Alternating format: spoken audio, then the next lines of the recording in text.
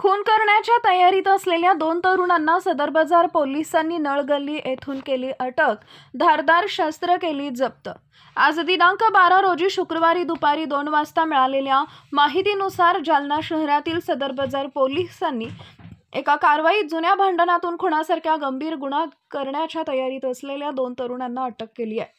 त्यांच्याकडून धारदार शस्त्रही जप्त करण्यात आली आहे। दिनांक 11 सप्टेंबर रोजी सदर बाजार पोलीस ठाण्याच्या डीबी पथकाचे प्रमुख पोलीस उपनिरीक्षक शैलेश मस्के यांना एका गुप्त बातमीदाराकडून माहिती मिळाली की नळगल्ली परिसरात राहणारे 2 तरुण जुन्या भांडणाच्या कारणावरून एका व्यक्तीचा खून करण्याच्या तयारीत आहेत।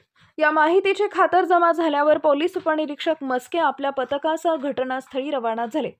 पोलिसांनी भारतमाता मंदिरामागे नळगल्ली इथं तपास केला असता त्यांना संदीप संतोष जाधव वय वर्ष 23 राहणार भारतमाता मंदिरजवळ जालना आणि अमोल विश्वंभर गुंजकर वय वर्ष 21 राहणार लिंबी तालुका घनसावंगी हे दोघे खुनाच्या तयारीत असल्याचं समजले।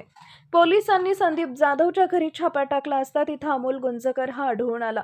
त्याची झडती घेतली असता त्याच्या ताब्यातून एक धारदार कुऱ्हाड आणि एक काळ्या रंगाचा चाकू जप्त करण्यात आला। अधिक चौकशीत अमोलनं पोलिसांना सांगितले की मागील वर्षी होळीच्या दिवशी संदीपला एका तरुणानं मारहाण केली होती। त्याच रागातून त्या तरुणाचा खून करण्याचा कट रचत होते। यानंतर पोलिसांनी संदीप जाधवचा शोध घेतला। तो नूतन वसाहत इथं त्याच्या मित्राकडे असल्याचं कळताच पोलिसांनी त्यालाही ताब्यात घेतलं।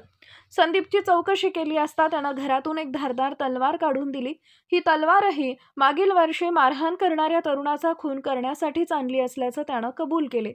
सदर बाजार पोलिसांनी दोनही आरोपींना अटक केली असून त्यांच्या विरुद्ध भारतीय हत्यार कायदा 2023 नुसार कलम 4/25 अंतर्गत गुन्हा दाखल करण्यात आला आहे। पुढील तपास सुरू आहे।